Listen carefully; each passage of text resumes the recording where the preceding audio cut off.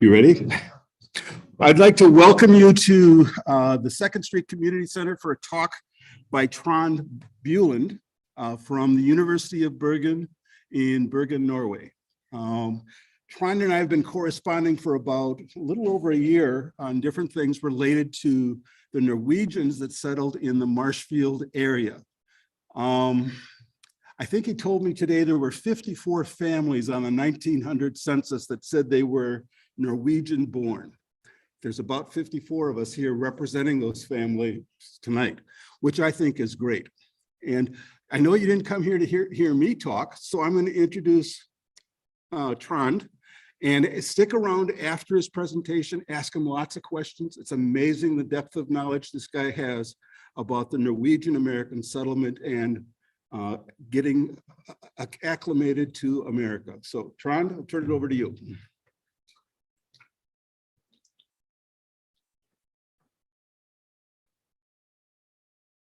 Thank you. Can you all hear me okay? There is a microphone here. Yeah. Hello. Is this better? Yeah, can you hear me okay now? Okay, just let me know. I know my English is not perfect, so so just let me know if I need to rephrase anything or need to repeat anything, and I will try to make myself understood. So I would first like to say thank you to Don Schnitzler and to the library for organizing this thing, and also thank you to all of you for being here. As you can see on the screen here, the title of this presentation is Negotiating a Norwegian-American Identity, Migration from Norway to the USA in the 19th and early 20th centuries. So this is tied to my PhD project, the project I'm working on at the moment as a historian and as a PhD candidate at the University of Bergen. And my project regards the development of Norwegian-American ethnic group identities in the early 1900s, so from 1900 to about 1930, especially in local communities in Wisconsin. So the project is still ongoing. I'm here now to do research for my project, but I will present some initial thoughts from this project, some things I have thought about while I'm working on this, regarding how development of ethnic group identities could take place. And I would like to do this through the perspective of negotiation. So the thought here is that development of ethnic group identities took place through a process of negotiation. I will come back to how that happened in this presentation. So the first thing I would do is start by saying a few words on the general migration process from Norway to the USA. And I know many of you probably know some of the things I will say. Some of you know it very well. But I would like to just say a few words on that to make kind of a basis for the rest of the presentation. And then I would look at the process of negotiation, first in a broad sense, and then in a more local level to look at how this happened in a local community. And the local community I would be looking at, I would love to look more at Marshfield, but I haven't been able to look at Marshfield yet. So that's why I'm here, because I want to learn more about Marshfield. So the local community I will be talking about a little bit today is Stoughton, near Madison in Dane County. So the picture here is from Main Street in Stoughton. So many of you may know Stoughton very well. That's the local community I will be using some examples from today. So, but first I would like to say a little bit about the process of negotiation. The process of migration from Norway to the US. So historians often regard 1825 as the starting point for organized migration from Norway to America. And what happened in 1825 was that Clegg Pearson the man on this drawing here, he organized the transport of the first group of Norwegian migrants. So they traveled on a small ship called Restaurasjon. So in addition to that, Klein Persson is my relative, the brother of my great-great-great-grandfather, something like that. So that's just a fun fact, or at least a fact. So this group of settlers from Norway in 1825, they first settled in New York State. But a few years later, they relocated to the Midwest. And the Midwest quickly became the most important settlement area, as you probably know already. So Wisconsin became the most important area of settlement for Norwegian immigrants from the 1840s and onwards. And some decades later, Minnesota also became an probably even more important area for Norwegian immigrants. But during the mid-19th century, 1840s, 50s, 60s, Wisconsin was the most important area of settlement for Norwegian immigrants. And the number of Norwegian migrants was not very high during the first few decades, 1820s, 30s, 40s, but from after the Civil War, especially, a mass migration started and many migrants came from Norway. So in total, as you can see on this last point here, more than 800,000 Norwegians relocated to the USA between 1825 and 1930.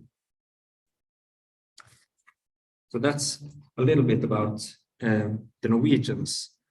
But to put this into a larger context, of course, the Norwegians was not the only group who moved to the USA in this period. I will not look very much into this table right here. This is taken from a book called Ethnic Americans by Dinnerstein and Rebus. So you can look more into that if you want to. But the point here is that you can see some specific groups here were the kind of the early migrant groups. Germans, Irish people from England, Scotland, Wales, and from Scandinavia. These are regarded as the early migrant groups who mostly traveled in the 1800s. And that's when they had their most significant period of migration. So the Scandinavians fit into this period of early migration. And then you can see Southern and Eastern Europeans mostly migrated towards the end of the 18th and early 19th century. So the point here is that the Norwegians migrated in a broader context of mass migration from Europe, and many of those people settled in the USA. So I would like to look a little bit about the composition of migrants who settled in Wisconsin and in a couple of communities in Wisconsin. So this table here, I realize that it's very small, so you might not be able to see it. But the point there is that the total foreign-born population in Wisconsin in 1900 was about 500,000 foreign-born inhabitants in Wisconsin. And by far, the largest group of those was born in Germany or in German states. Many of those were, of course, before the German unification. The second largest group were Norwegians. So Norwegians were the second largest foreign-born group in Wisconsin in 1900, followed by Canadian and Polish, Swedish, and Irish born migrants. To put this into a context, the total population in Wisconsin at this point was 2 million. So about 25% of the population in Wisconsin was born not in the USA in 1900. But I would like to look at Stoughton, like I said. And as you can see here, I don't know if can you see the text here? Yeah. And as you can see, almost all foreign-born inhabitants were born in Norway. So Stoughton was kind of a very Norwegian community in that sense, because it had about 3,000 inhabitants in total, and almost a third of those were born in Norway. And many of those were also children of Norwegian immigrants, so a large Norwegian population. And I would also like to look at the numbers for Germany. For Marshfield. And as you can see here, the numbers are different, and the German-born population is the dominant group among the foreign-born inhabitants. Some Norwegian-born as well, but mostly German-born inhabitants. Yes? Can I ask you, what drove these people? I don't care what country they came from. I'm sure there were differences, but were there similarities that drove these people to leave their country to come to America? That's a good question, and a question that historians have been discussing for many years. So why did people leave their countries? And also, not only why did they leave, but why did they come to America? So why didn't they go to Australia or South America or any other place? So it's a bit too complex for me to give a complete answer to that. But it's about some conditions in their country of origin, and it's about some conditions in America. So in the 1800s, America, of course, was pretty welcoming to at least to European immigrants, and at least to some European immigrants. And the conditions in some European countries were very much changing. The populations were increasing a lot in many European countries, in Germany, in Scandinavia. It was very much increasing population. And it was changing economic conditions in the countries with the industrialization and things like that. So for many people, they chose to rather leave for America than adapt to a new situation in their home country.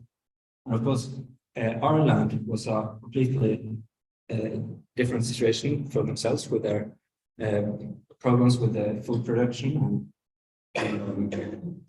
So they also had famine and those kind of problems. So that's also a reason for the Irish. So for many countries, there were similarities, and some countries also have their own problems that kind of drove people to migrate. Thank you. As you can see in Marshfield here, there's a pretty big group of others that don't fit into the table. And though that group, would anyone like to guess which country they came from?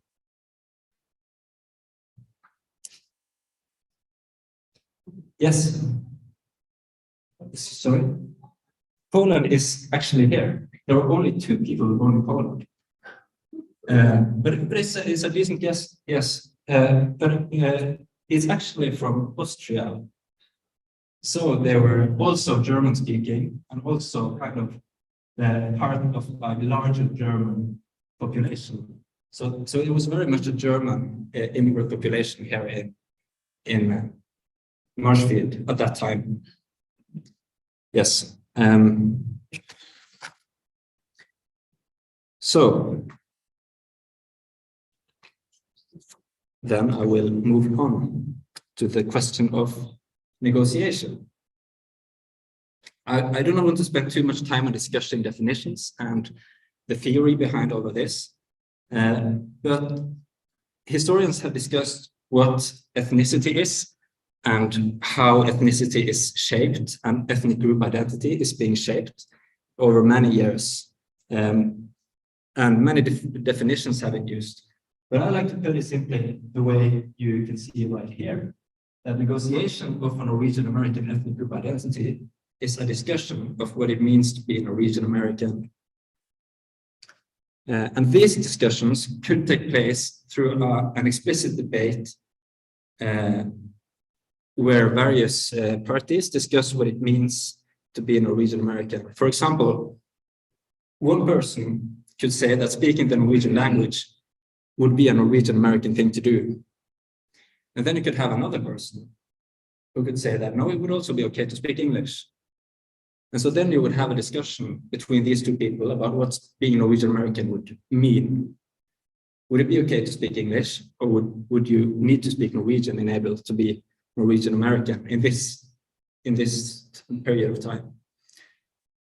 So these discussions took place publicly in magazines and in newspapers and in various arenas.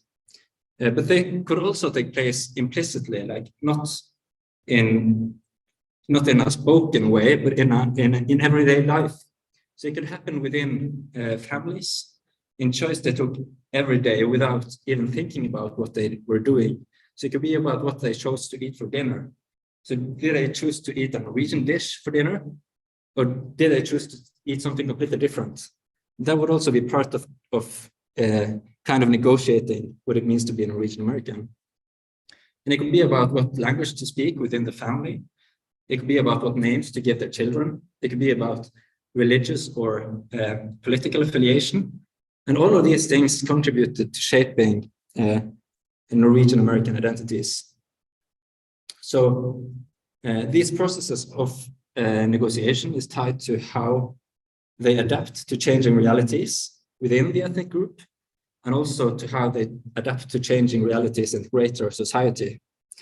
And of course, this could also be applied to other ethnic groups. You could say the same thing about German Americans or Italian Americans or Irish Americans, how they chose to act in everyday life and how they discussed what it means to be German Americans or Italian Americans or Irish Americans.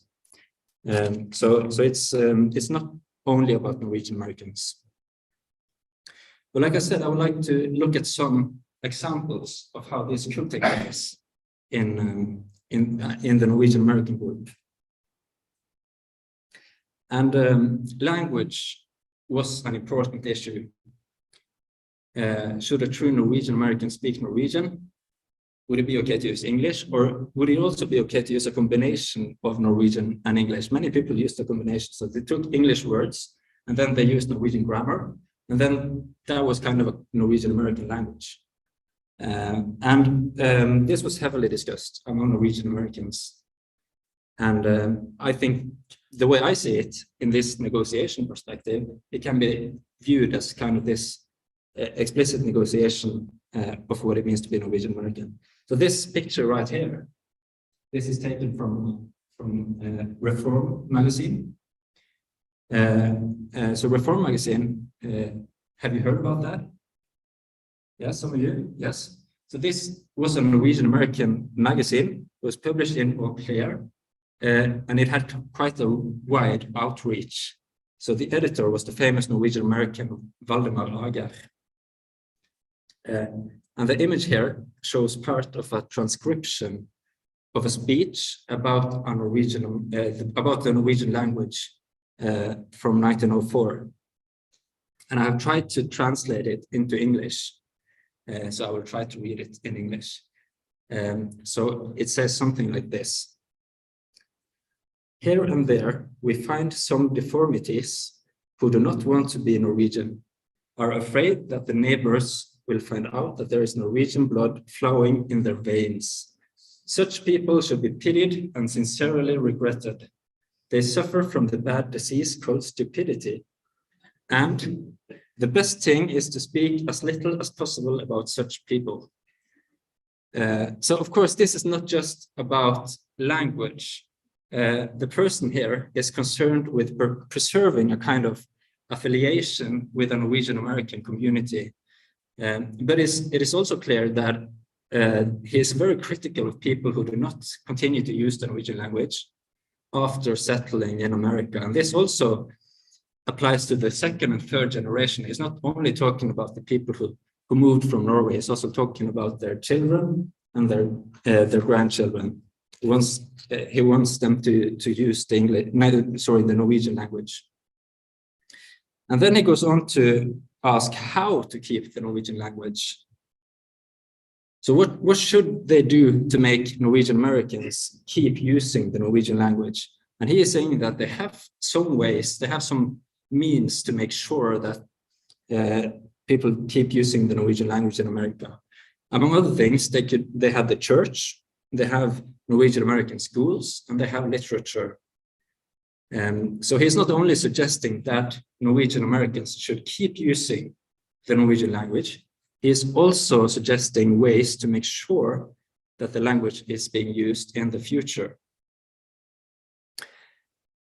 So a few years later, this is in 1907, a slightly different point of view is presented in the same magazine.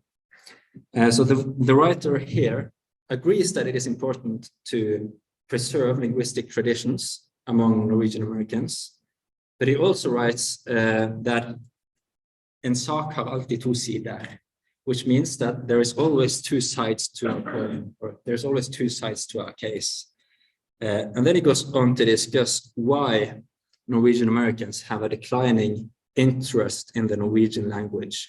So I think especially one part of this article is interesting, and I translated that as well into English. I put it up here so you can read. So what he said is, hymns are a comfort for me in life and in death. And here in America, I've come to think that our Lord might also understand English. My children prefer to speak English. It is their mother tongue, their true heart language. And there are several reasons why this is interesting to me. First, I think it illustrates a kind of the debate regarding language, not only as a means of communication, but also as a symbol of ethnicity. So in this context, language is more than just a way of talking to each other. It also represents a kind of a ethnicity for the Norwegian-Americans as an ethnic group. And secondly, it is also a kind of an acknowledgement of how things change over time with shifting generations.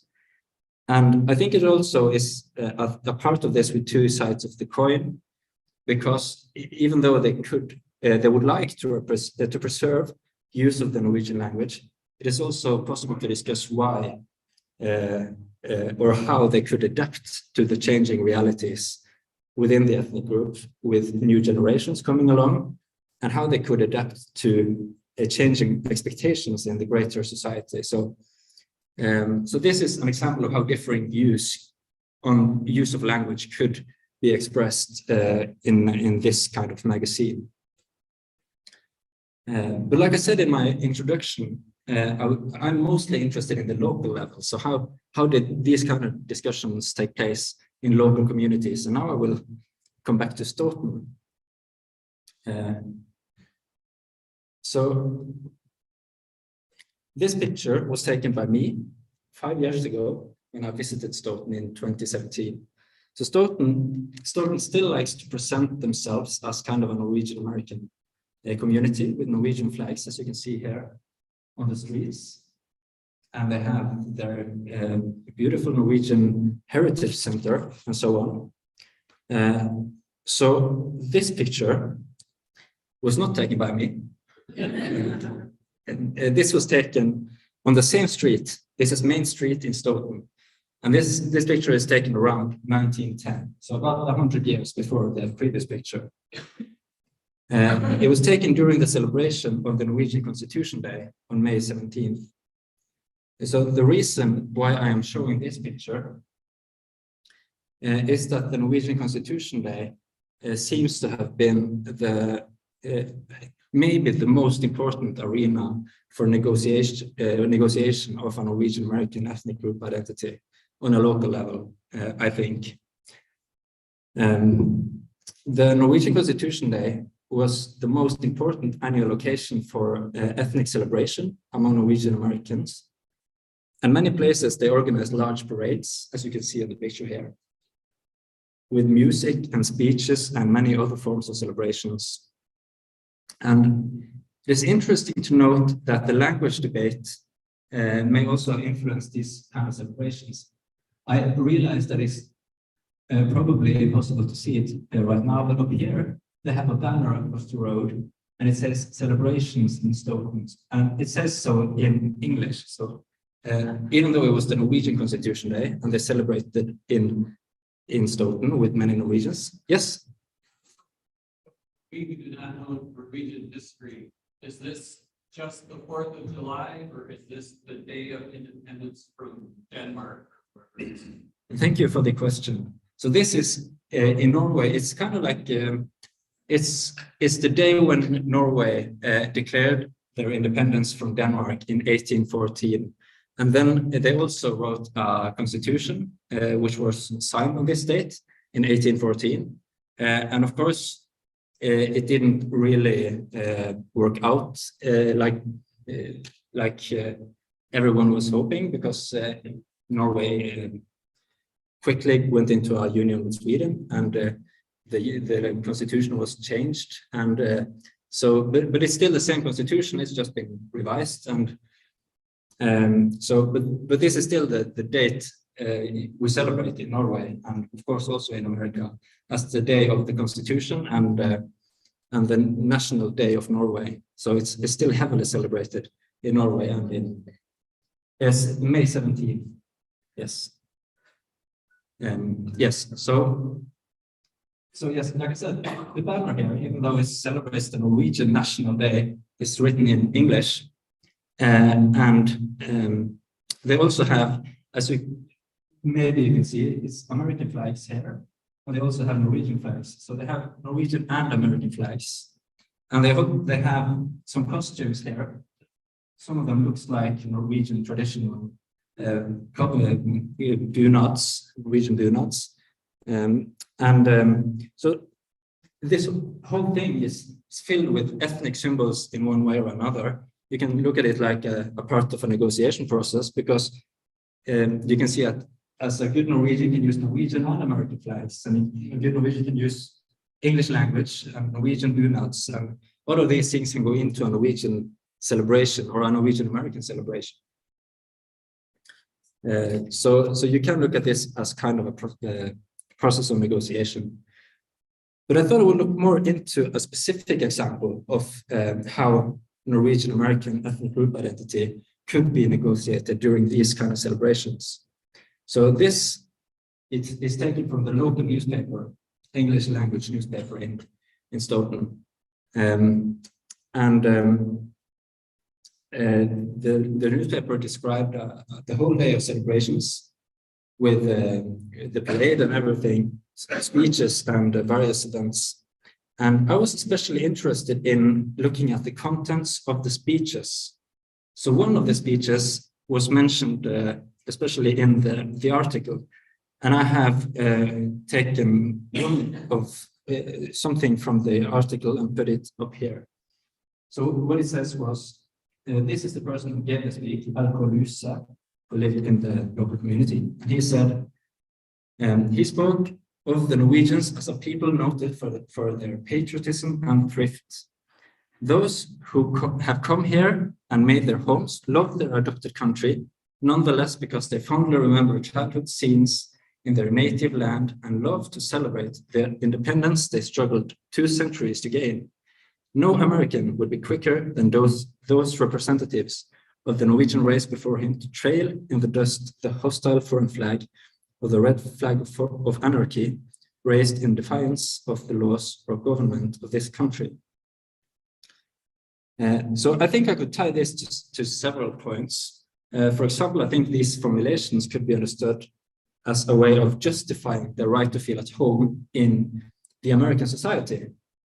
Because his argument here is that by being Norwegians, they were even better Americans than other people in America, right? And of course, other immigrant groups had the same arguments.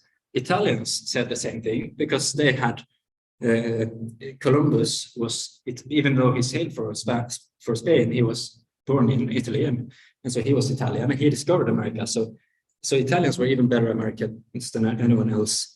And Norwegians also talked about the Vikings, who were here even before Columbus. So Norwegians had a right to feel at home in America because they were here first. And the same thing with the Danish people and the Icelandic people, and all over Europe, people claimed a right to feel at home in America. And I think this also could be part of that at this point. But I think it also could be part of a negotiation of ethnic group identity, because he is discussing what he thinks it means to be a Norwegian-American. So he is discussing traits and values that he ties to the Norwegian-American group in particular. So I'm not going to say that he is right when he tries to tie this to the Norwegian-American group. Maybe he is. He talks about patriotism and thrift and fondness of freedom and loyalty to the government. And he's saying that all these traits describes the Norwegian-American. And of course, the context is important here. This is kind of a celebration of Norway in the USA. So this context may have influenced the way he formulated these thoughts. But I think it seems to have been an interesting arena, these kind of speeches on the Norwegian Constitution Day. It seems to have been an interesting arena for discussions of what it could mean to be a Norwegian-American. So I just have one final example of negotiation of ethnic group identity. And that's the prohibition debates, alcohol prohibition. Because some Norwegians, especially Norwegian-American pastors in the early 1900s and late 1800s, were very engaged in the prohibition debates. So they wanted to make people vote in favor of prohibition. And then you had another Norwegian-American group who were against prohibition because, of course, consumption of alcohol had long traditions in the Norwegian society. So you had these two different groups. And on a local level, in Stoughton, for example, several Norwegian-American pastors gave speeches to persuade people to vote in favor of prohibition in local referendums. And they often addressed the unity among Norwegian-Americans in the local community. So I have just a little quote here. So this is taken from a speech performed by a pastor named Dahl in 1890. So what he said was, "I appeal to you, my dear countrymen, to your faithful Norwegian hearts, make common cause with us in the fight against the saloons in our town." And I think the interesting thing here is that almost all inhabitants in Stoughton, as I showed you before, were Norwegian-Americans. But the referendums were quite even. So the Norwegian-American population must have been split on the middle. I have not found anyone who explicitly speaks out against these pastors, but there must have been different views on this question. But I think the interesting point here is that these types of debates, political debates, and also specifically about prohibition and other kind of questions, could function as arenas for negotiating a Norwegian-American ethnic group identity. Yes, so just to conclude, in the introduction, I asked how the process of ethnic group identity negotiation could take place. And my impression is that ethnic group identities were negotiated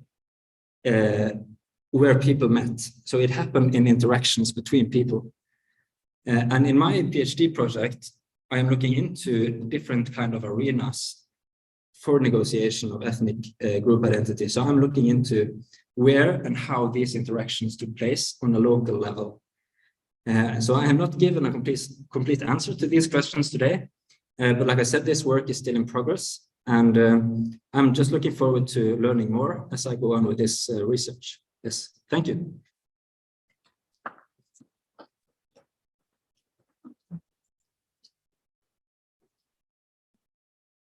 I have a question. Yes. What you're saying is that being a Norwegian-American is many more things than just blood. I can use the microphone.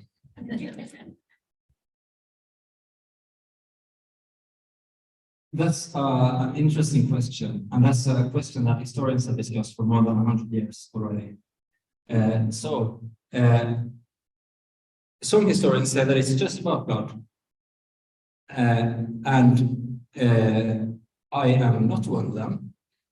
Of course, that's a part of it. For me, it's about what you choose. So it's about how you feel about what you choose to be. But of course, I'm not saying that that is the right answer or the wrong answer. That's the answer I have chosen for my project. It's perfectly okay if you don't agree with that. Yes.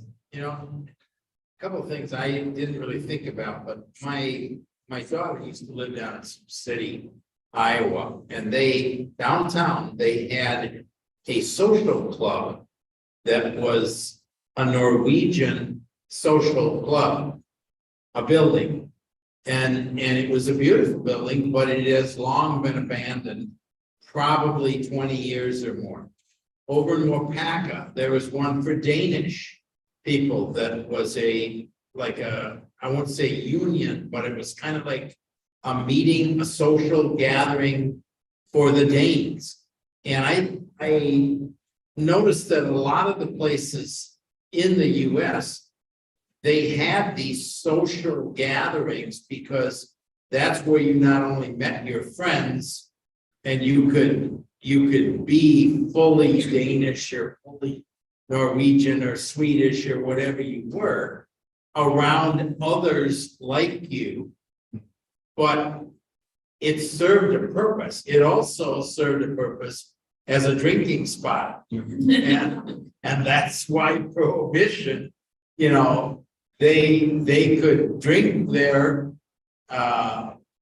you know, and it wasn't censored. Yeah.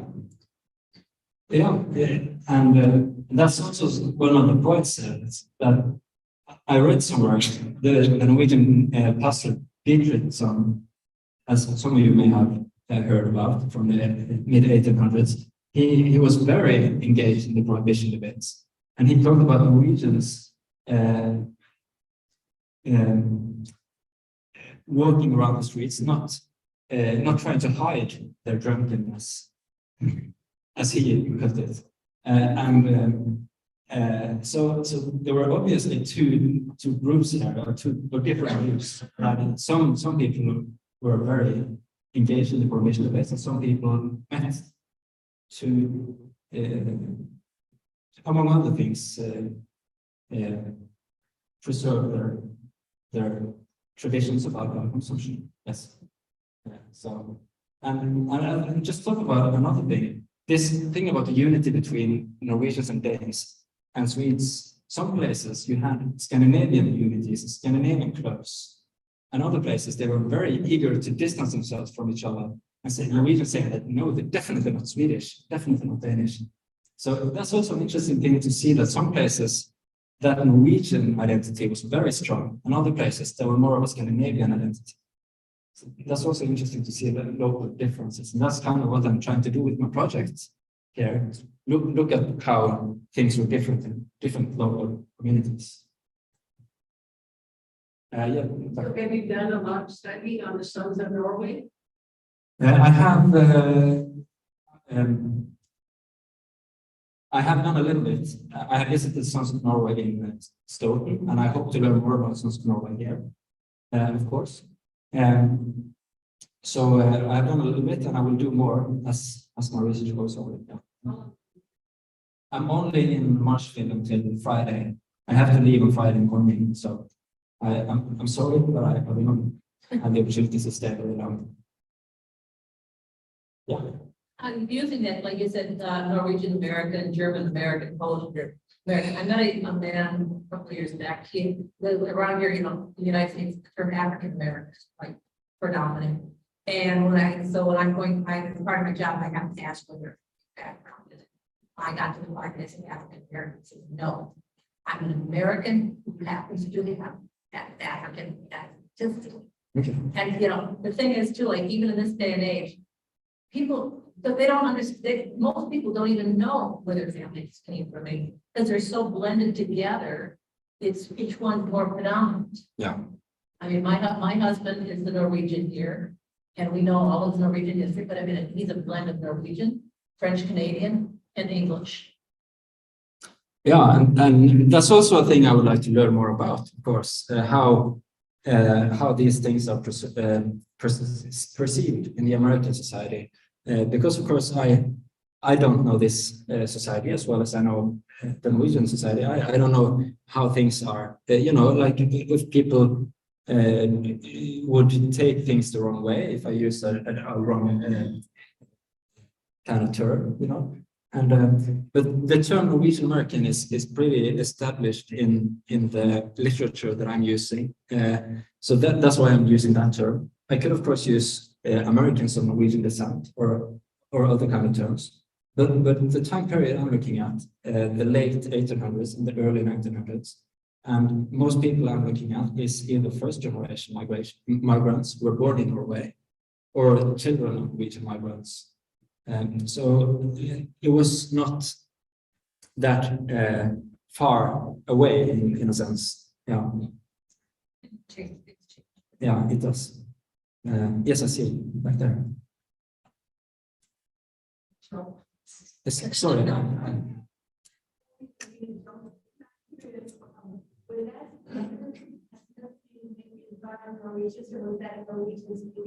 Jokes about themselves and just enjoying. I am familiar with the jokes, but I don't know the origin of the jokes. So I don't know if I think Norwegians in general have made fun of themselves. So yeah.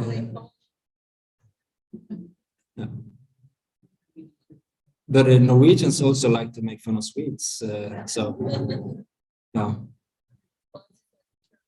My stubborn Polish grandmother, my stubborn Polish Norwegian grandmother, my stubborn Polish Italian grandmother, they were awesome. Yeah.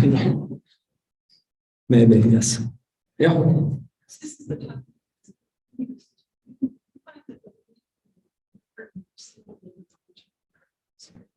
What is their general thought about, Norwegian-Americans? Yeah, I think Norwegians in general are very interested in this topic. And I think it's also because it feels so close to many people in Norway. Like I said in the beginning here, I don't, and as many of you probably know, more than 800,000 people moved from Norway to America in about 100 years period of time. And the number of inhabitants in Norway in 1800 was 800,000. So most families have some relatives in America. So it feels very close to people in Norway because everyone knows that there's someone in America that they're related to. And of course, Norway is also very interested in America in general, and news from America is very much broadcasted in Norway, and so I think, and of course, America, the United States is the most important ally of Norway. It's just a close relationship for Norway. So I think to know that there's relatives and to know that relationship with Norway and America is, I think many people in Norway is very interested in that. And my experience is that people are very interested in my research and the topic I do, and yeah, I think that's a very lot of interest in that in Norway. For some reason, our family didn't tell stories and keep track of the generations of the time they moved from Europe into the US. And unfortunately, I come with those Norwegian relatives, but I did have a great-great-grandfather who moved from Russia. So that was an area that was sometimes Germany's on that. America in the 1860s because he didn't want to be in the army, the Russian army. So he gets here and got recruited to be in the Union Army. fight in the Civil War. And because at that time, as you pointed out, people from Norway spoke Norwegian, people from, Germany spoke German. So the reason they recruited him, even though he was a little older, was because he could speak Norwegian and German and Polish and English, and they used him to train the troops. So it was just kind of an indication of what you said, that when that first generation would be here, they would speak their native language at home. Yeah. But his children, so my grandparents, they were all about, the only time they spoke German at home, but only when they didn't want their children to understand what they were saying. So there's this gradual evolution and transition. And I think you're on the right track. Language and excerpts from publications and writings kind of accurately show that transition. Yeah. But from an American standpoint, even though I'm in the 2 or 3 generations down the line and didn't ever really learn to speak German very well, for Americans, they're always very proud of their European heritage, and there's not. I never really noticed a trade-off between, well, I'm not really Norwegian anymore because I speak English or I celebrate 4th of July. And just as adamantly proud of their Norwegian heritage or German heritage as if they did fully speak the language and practice all of the cultural things that Yeah, thank you. I think there's a thing I should mention as well. I mean, it's that for me, the way I'm looking at it is also a thing about this with the blood and what you choose to be and all of that, is that it's not about being 100% something. So you're 10% Norwegian and you're 10% German and then you're 80% American or something.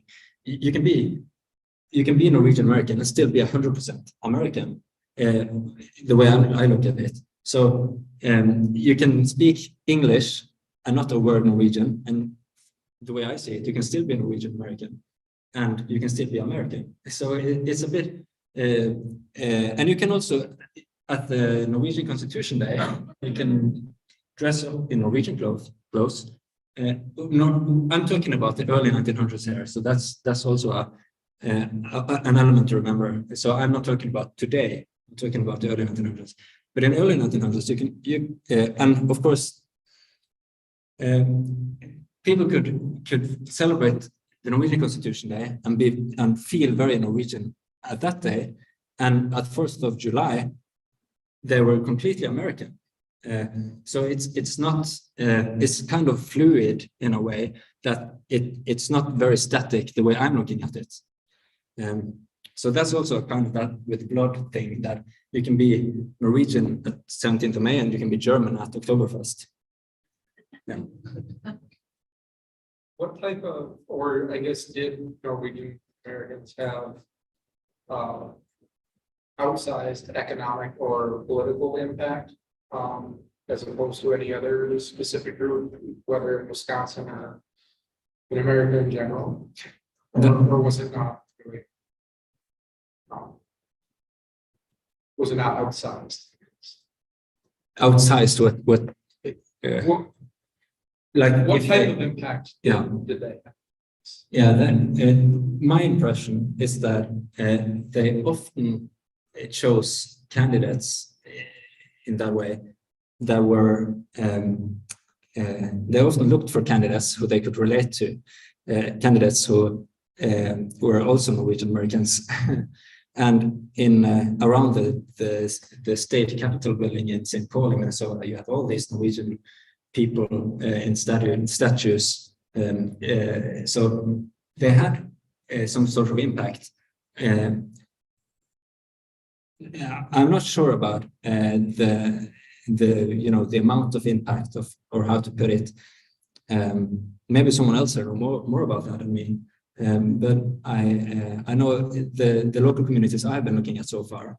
For example, in Stoughton, where almost everyone in the local community were Norwegian, and I think they were a little bit underrepresented in the local government. Of course, you have Norwegian-American mayors and people in the local government, but thinking about almost everyone in the local community at that point were Norwegian-Americans, you would expect them to have even more of a presence in the local government than they actually had. That's just one example. So I'm not sure if that's the picture in every local community, but yeah.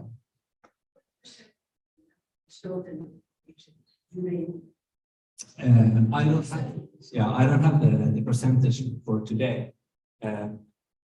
I know that it's probably more mixed now, like you said, things change and people have 12.5% Norwegian, and so it's probably more mixed, and the local community or the number of inhabitants have also grown since 1930 when I'm looking at it. So it's probably been more mixed over time. But they still so when they have lots of Norwegian flags and the Norwegian Heritage Center, the way I think also they kind of celebrate their own Norwegian-American history. So more so their history as a Norwegian-American community than their Norwegian-American as today, if that makes sense. Yeah. Yes. Here in America, we have a lot of people that are doing their DNA. Yeah. And I'm wondering, are they doing that in Norway? I mean, are you, well, I don't know how you determine whether you're full-blooded Norwegian or not, but one of the reasons I did it was my grandmother came from the Finns group. And I've often wondered if she was part of the immigration that came in. When I did my DNA, I found I had some Swedish, and I found that I had some Finnish, I had some Russian. So that told me that grandma was part of that influx that came in to Norway area. And I just wondered if other people over there are doing the same thing. Are you only Norwegian? As far as I know, I'm only Norwegian. I have not done the DNA testing. I don't think it's as popular in Norway as it is here. But I think some people have been doing it. I've heard about it before, so that's a sign that some people are doing it in Norway. But yeah, I don't think it's as popular in Norway as it is here. Yeah.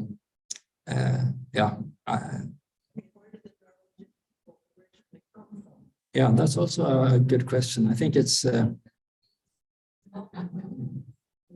I just wondered about that was what I found out of what my grandma. Yeah, no, some people in my family has done a lot of genealogy, and as far as I know, everyone has come from not only Norway but the western part of Norway. It's very, yeah. But I haven't done a DNA test. Not yet, at least. Yes.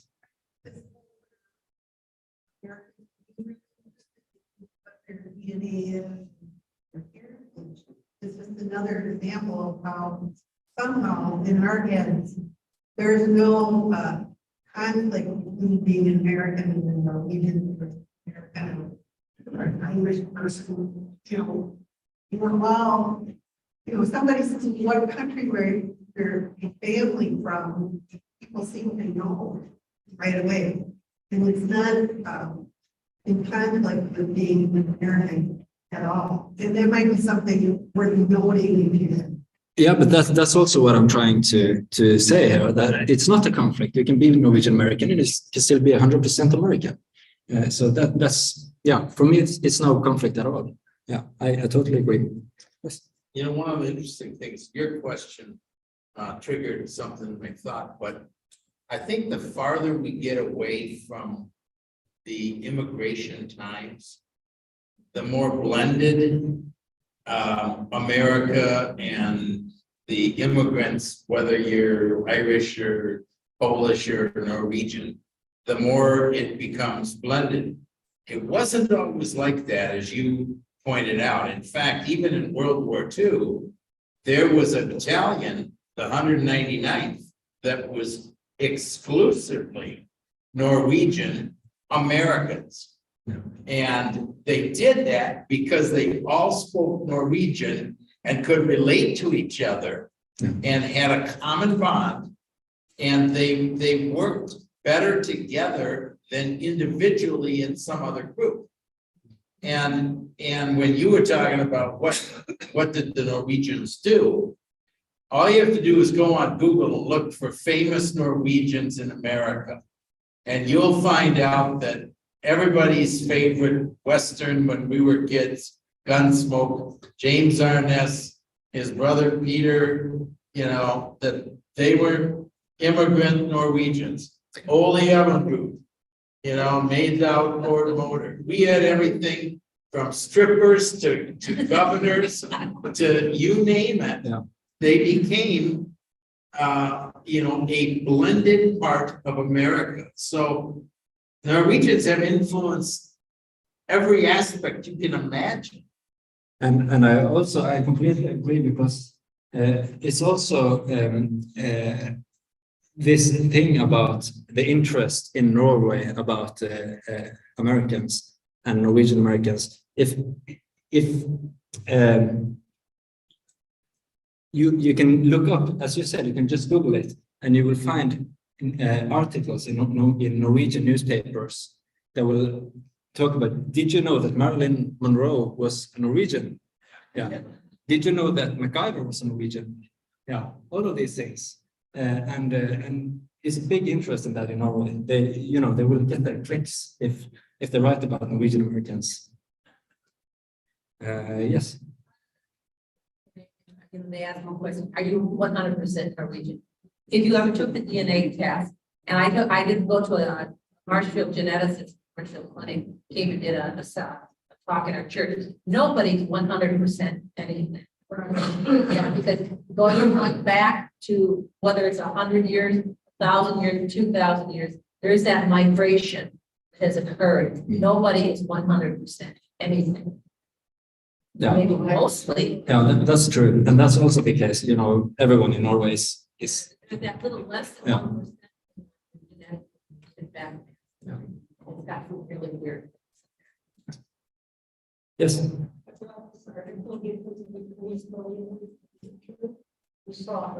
I saw that. Yes. Really? I'm a German immigrant. I'm from Norwegian because my mother belonged to the class. Well, that's Well, no, but I mean, because to the area, and this church is where my son was married. Raised up in German Lutheran Church at Curtis. Was down the road, and the Norwegian Lutheran Church in 70 years in the life of that. Yeah, I saw it.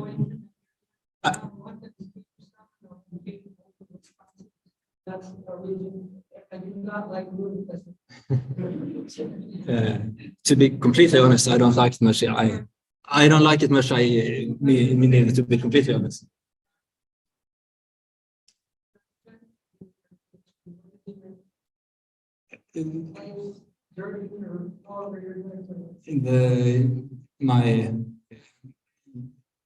If I could choose anything, it would be nice for me to work at the university, to do research, and to teach at the university. Yeah, if possible, but it's there's so few history positions at universities in Norway, so you would have to wait for someone to retire, and yeah. So, excuse me. Cross-country skiing.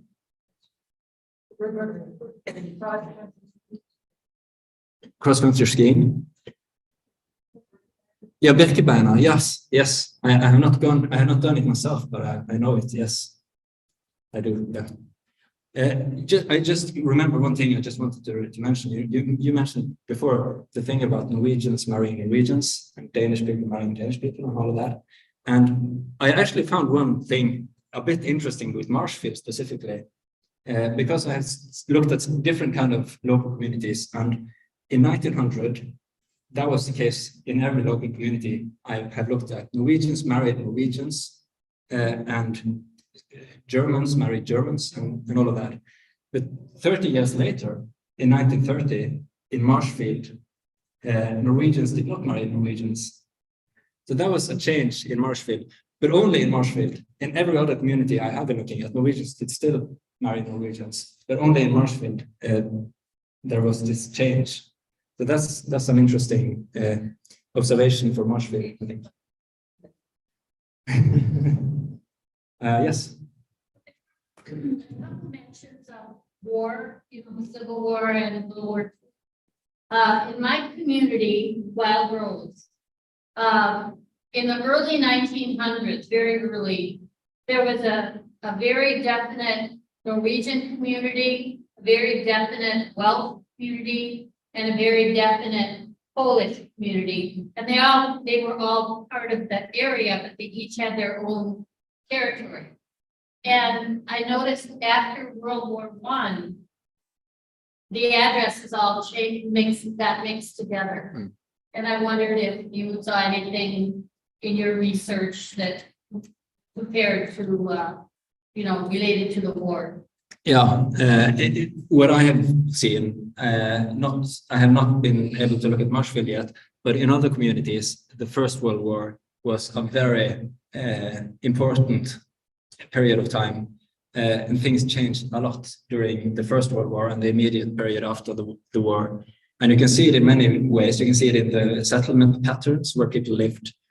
And you can see it in especially, it's very easy to recognize it in the language. So you can see it in the language people used in the congregations, in the church service.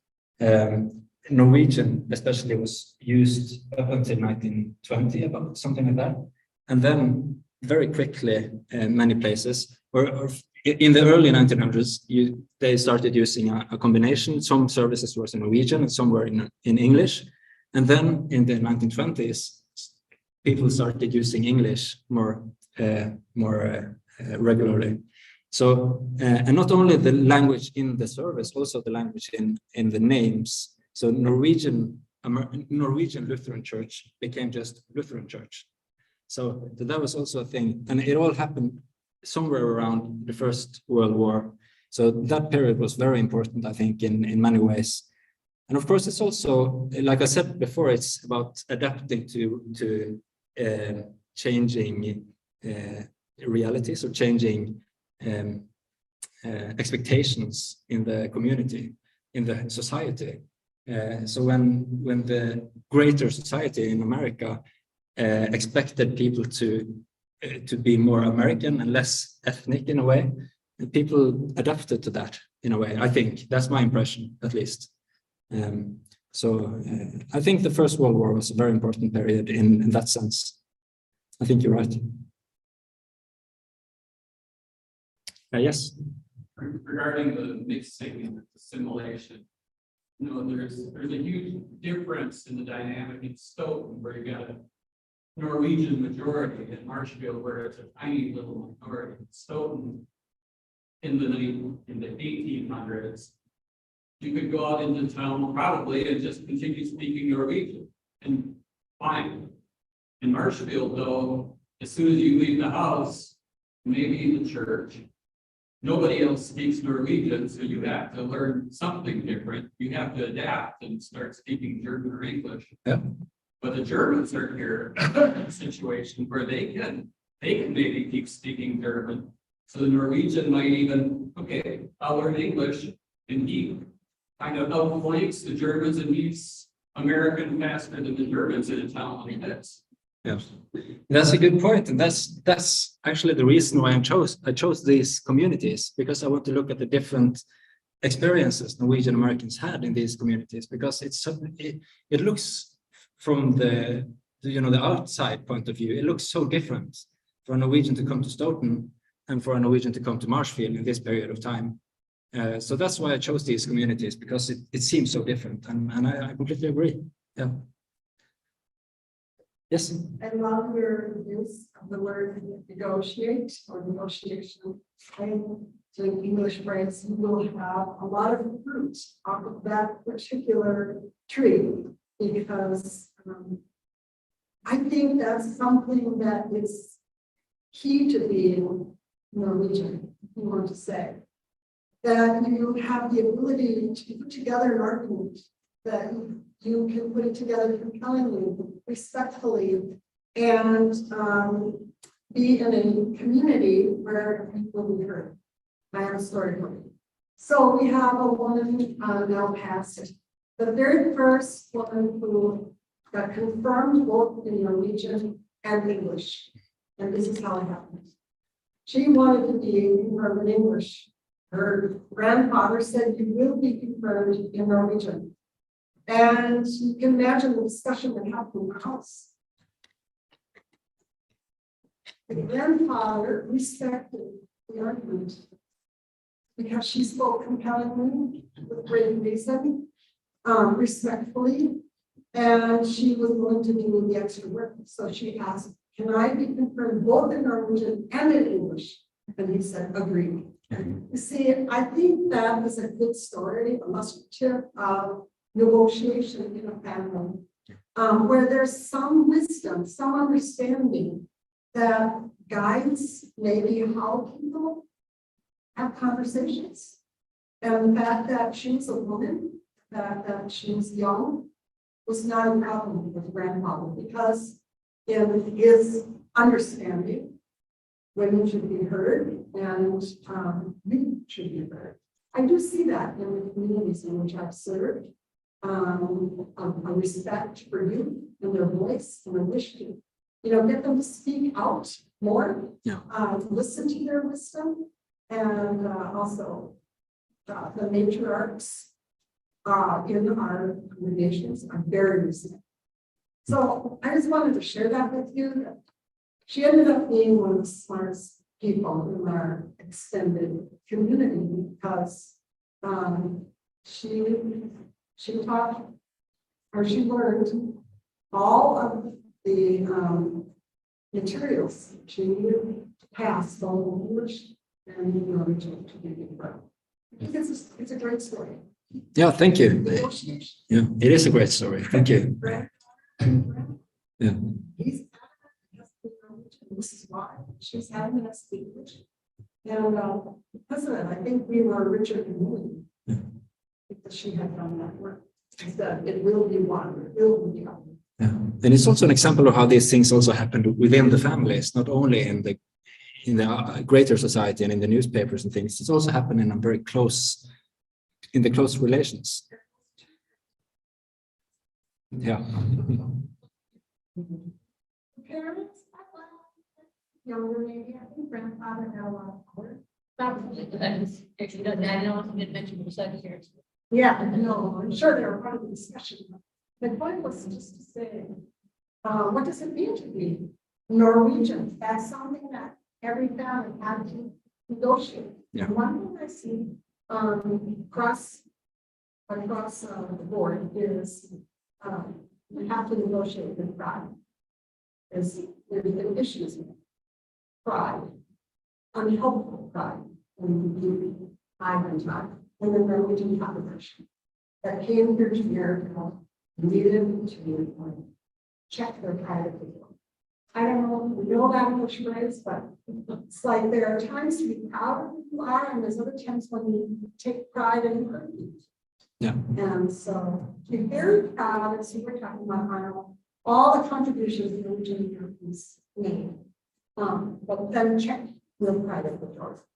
By the way, I think the Norwegians used to have to check their weapons at the door before they got it. Maybe pride is a weapon. I don't know. Maybe it can be. No, just confirmed, Nelson. So I just wanted to share that story. The word negotiation. Yeah, thank you. Yeah. Yes. Are there any more comments or yeah? Comment, I've always felt that not discriminating, but when foreigners come here, they already know English, American, okay, language, but they also know their family history and their language in their own country. They already know it here. it's not that way in reverse. And I often envy those who come here because they can actually speak two languages where we as Americans are limited to one for the most part. I understand there's other individuals that will specialize in a foreign country language, perhaps go to live there, they want to work there, whatever the reason. But you have to be immersed in that country, that language, to really learn it. I have an example, a close new family to the neighborhood is from South America. Okay, they both speak very good English. Their children speak very good English, but in the home they speak Spanish. As one example, and I think back to my parents, and I wish I'm Polish German. At the time when I was born, they were speaking Polish German. After World War II, that was verboten, and I never did learn another language other than Latin for a while. Yeah.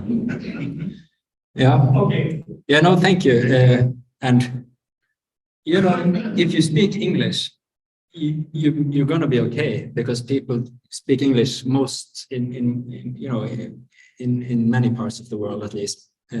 So I think for many Norwegians. You know, as you have noticed, my English is not very good. It's not perfect, but I try. And the important thing is that we can be able to understand each other.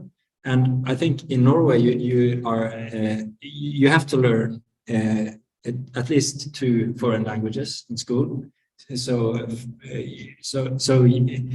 And you can't travel very far with only Norwegian language. So you need to learn other languages if you come from Norway. So that's just how it is. But you can travel a bit. You can travel more if you know English. You know, so you're going to do okay with only the English. Yes. Yes. Speaking of languages, this lady's comment about German, they only spoke it. They didn't want the children to know what they were saying.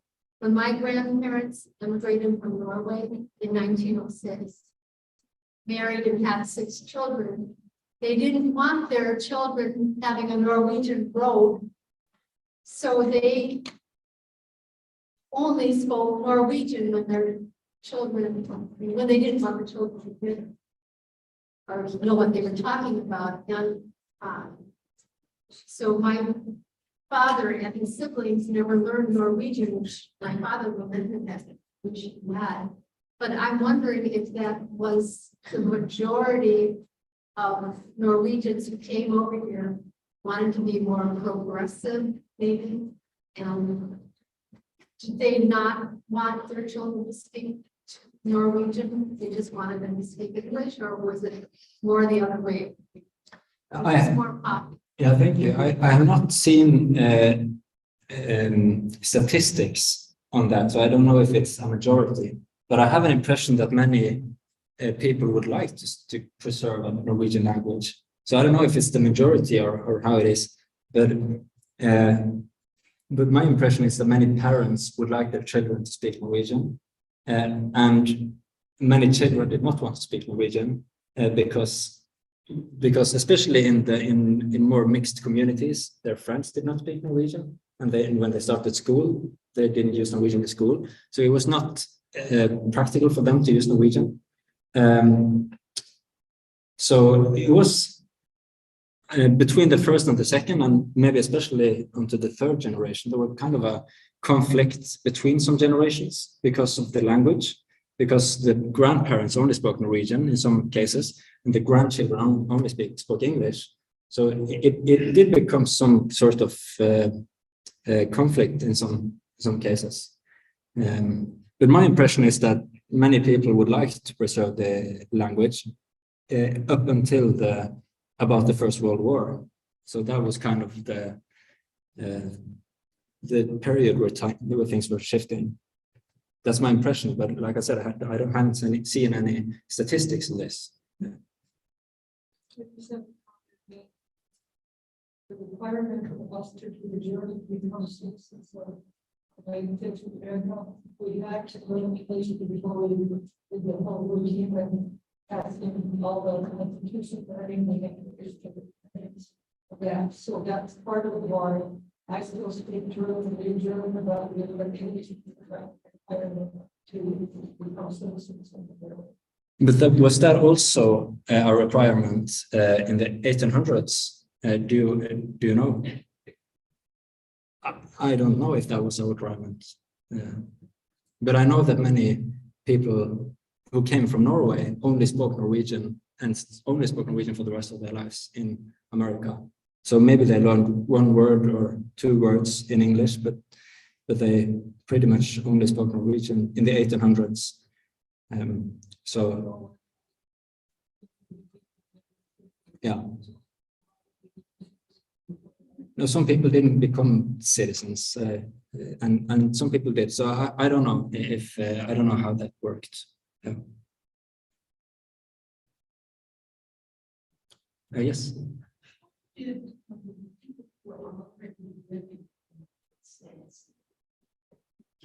They glanced refugees coming and were settling, where they received Non-Norwegian people in America? Yeah, but we are thinking about the general society in America. Yeah, I think there were. I think for the most part, I think Norwegians were one of the groups that were welcomed in America. So you know, it was different for different groups of immigrants. So some groups were more welcomed than other groups, and Norwegians were pretty well welcomed in America. So I think Norwegians had a pretty good experience in that sense. But it was of course it was different for different people and all of that. And it shifted over time. So of course in the 1920s, when there came restrictions on immigration, things changed over time. And of course, some groups in the American community was also critical to immigration already in from the mid 1800s.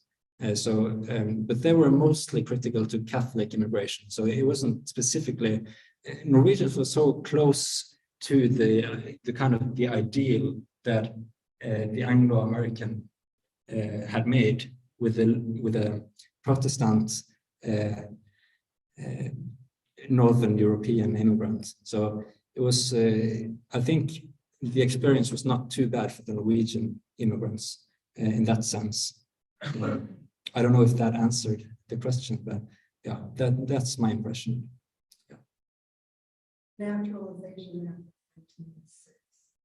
Zero rules about revised. The Naturalization Act of 1870 required immigrants to learn English in order to become naturalized citizens. Yeah, that answers that. And I also know that Theodore Roosevelt was also very critical to that whole thing of being German-American. He only wanted people to be American. So that was also a thing with him, especially during the First World War. Yes. Because we're probably the people accept it. Like you said, the Germans, the Norwegians, Wisconsin, Minnesota. They kind of like moved to areas where it was like home. And we can all think of the big conflict of the Irish in New York City. I mean, there was like World War everything. The Irish came in. We don't have a lot of Irish here in this area. So I think maybe it was because a lot of the people that were here already had come from the kinds of areas that they were from, that they were more accepted. That's probably a good point. Yes. Thank you. I thought I saw a hand over here somewhere. Yes.